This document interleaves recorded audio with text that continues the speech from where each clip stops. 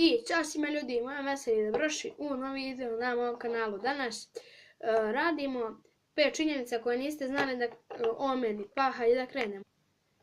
Prva činjenica jeste da nosim naočare od svoje 6. godine. Druga činjenica jeste da želim da poznanem vaterpolista, mada to se nikad neće desiti jer, naravno.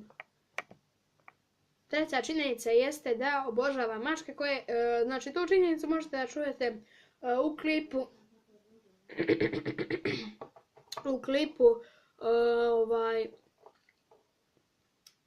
klipu pitanja i odgovori. Tako da idemo na sljedeću.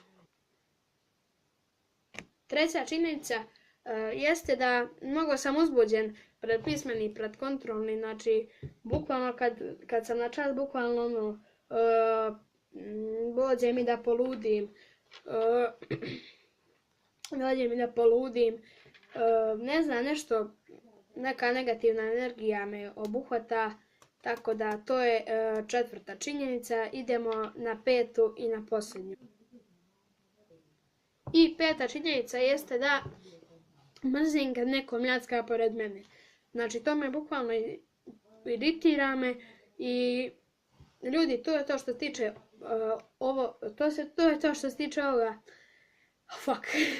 To je to što se tiče ove epizode. Hvala vam što ste gledali. Vi se vidimo u narednoj epizodi.